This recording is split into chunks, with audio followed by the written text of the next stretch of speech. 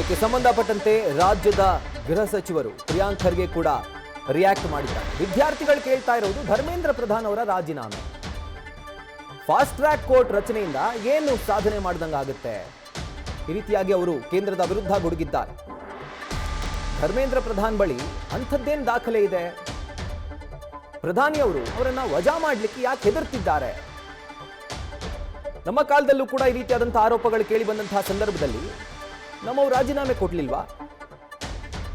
ಇವರಿಗೆ ವಿದ್ಯಾರ್ಥಿಗಳ ಹಿತ ಮುಖ್ಯನಾ ಅಥವಾ ಧರ್ಮೇಂದ್ರ ಪ್ರಧಾನ್ ಅವರನ್ನ ಉಳಿಸ್ಕೊಳ್ಳೋದು ಮುಖ್ಯನಾ? ಈ ರೀತಿಯಾಗಿ ಸಾಲು ಸಾಲು ಪ್ರಶ್ನೆಯನ್ನ ಕೇಂದ್ರ ಸರ್ಕಾರಕ್ಕೆ ಮಾಡಿದ್ದಾರೆ. ಕೇಂದ್ರ ಸರ್ಕಾರಕ್ಕೆ ಕೇಳಿದ್ದಾರೆ ಸಚಿವ ಪ್ರಿಯಾಂಕ್ ಖರ್ಗೆ. ಪ್ರಧಾನಿ ಮೋದಿ ಅವರು ಮೌನ ಮುರಿದಿದ್ದಾರೆ ಸರ್, ನೀಟ್ ವಿಚಾರವಾಗಿ ಭಾಳ ಬೇಗ ಮುರಿದಿದ್ದಾರೆ. ಇಷ್ಟು ದಿನ ಏನು ಮಾಡ್ತಾ ಇದ್ರಂತೆ, ಎಷ್ಟು ಜನ ಸ್ಯೂಸೈಡ್ ಮಾಡ್ಕೊಂಡಿದ್ದಾರೆ ಸ್ವಾಮಿ ನೀಟ್ ಮತ್ತು CBSE ಈ ಹಗರಣದಲ್ಲಿ. ಇವಾಗ ನಿದ್ರೆಯಿಂದ ಎದ್ರಾ? ಆಯಿತು, ಎದ್ದುಬಿಟ್ಟು ಏನಂತ ಹೇಳಿದ್ದಾರೆ? ನಿದ್ದೆಯಿಂದ ಎದ್ದು ಏನು ಹೇಳಬೇಕಾಗಿತ್ತು, ಏನು ಹೇಳಿದ್ರು? ನಮ್ಮ ನಿರೀಕ್ಷೆ ಏನಿತ್ತು ಅಥವಾ ವಿದ್ಯಾರ್ಥಿಗಳ ನಿರೀಕ್ಷೆ ಏನಿತ್ತು? ಧರ್ಮೇಂದ್ರ ಪ್ರಧಾನ್ ಅವರ ರಾಜೀನಾಮೆಯನ್ನು ನಾನು ತಗೋತಾ ಇದ್ದೀನಿ, ಇಂಥ ಅಸಮರ್ಥ ಸಚಿವ ನನ್ನ ಕ್ಯಾಬಿನೆಟ್ನಲ್ಲಿ ಇರಬಾರ್ದು, ನಾನು ಅವ್ರಿಗೆ ಹೊರಗೆ ಆಗ್ತಾ ಇದ್ದೀನಿ ಅಂತ ಹೇಳಬೇಕಾಗಿತ್ತು. ಆದರೆ ಅವ್ರು ಹೇಳಿದ್ದೇನು, ನಾವು ಇದನ್ನು ನೋಡ್ತೀವಿ, ಮಾಡ್ತೀವಿ, ಕ್ಯಾಬಿನೆಟ್ನಲ್ಲಿ ಇಡ್ತೀವಿ ಅಂತ.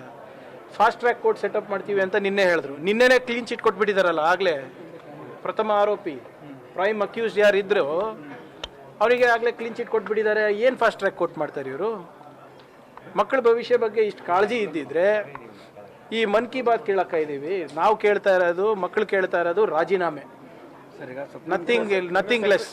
ಸುಪ್ರೀಂ ಕೋರ್ಟ್ ಕೂಡ ಸೆಕ್ರೆಟರಿಗಳು ಚೇಂಜ್ ಮಾಡಿ ಏನ್ರಿ ಮಾಡ್ತಾರೆ? ಅವರಿಗೂ ವಜಾ ಮಾಡಬೇಕಾಗಿತ್ತು. ನನ್ನ ಪ್ರಶ್ನೆ ಇಷ್ಟೇ ಸರ್, ಧರ್ಮೇಂದ್ರ ಪ್ರಧಾನ್ ಅವ್ರ ಹತ್ರ ಯಾವ ರಹಸ್ಯ ಇದೆ ಮೋದಿಯವ್ರದ್ದು? ಏನಕ್ಕೆ ಅಷ್ಟು ಇದು ಅವರಿಗೆ ಅಷ್ಟು ರಕ್ಷಣೆ ಕೊಡ್ತಾ ಇದ್ದಾರೆ? 10 ವರ್ಷದಲ್ಲಿ 152 ಪೇಪರ್ ಲೀಕ್ ಸ್ವಾಮಿ. ಕೋಟ್ಯಾಂತರ ಮಕ್ಕಳ ಭವಿಷ್ಯ ಹಾಳು ಮಾಡಿದ್ದಾರೆ. ಮಕ್ಕಳ ಭವಿಷ್ಯಕ್ಕಿಂತ ಧರ್ಮೇಂದ್ರ ಪ್ರಧಾನ್ ಅವ್ರ ಭವಿಷ್ಯನೇ ಇಂಪಾರ್ಟೆಂಟಾ? ನಾವು ಅವ್ರ ಬಗ್ಗೆ ಪ್ರೊಟೆಸ್ಟ್ ಮಾಡಿದ್ರೆ BJP ಅವರು ಕಾಂಗ್ರೆಸ್ ಬಗ್ಗೆ ಪ್ರೊಟೆಸ್ಟ್ ಮಾಡ್ತಾರೆ. ಇದೆಂಥದ್ದು? ಹೌದು ಸರ್, ನೋಡಿ, ಏನೇ ಇದ್ರೂ ಕೂಡ ನಾವು ಅಕೌಂಟಬಿಲಿಟಿ ತೋರಿಸಿದ್ವಲ್ಲ. ನಾವು ಜವಾಬ್ದಾರಿ ತಗೊಂಡು ನಾವು ರಾಜೀನಾಮೆ ಕೊಟ್ಟಿಲ್ವ ನಮ್ಮ ಸರ್ಕಾರಗಳಿದ್ದಾಗ? ಏನು ಧರ್ಮೇಂದ್ರ ಪ್ರಧಾನ್ ಅವ್ರೇನು RSS ಯೂನಿಫಾರ್ಮ್ ಹಾಕೊಂಡ ತಕ್ಷಣವೇ ಅವರಿಗೆಲ್ಲ ಮಾಫಿನ? ಅವರಿಗೆ ನಮ್ಗೆ ಹೇಳಿ, what is the reason? News first ನಿರ್ಭೀತಿಯಿಂದ ನಿಮ್ಮ ಪರವಾಗಿ.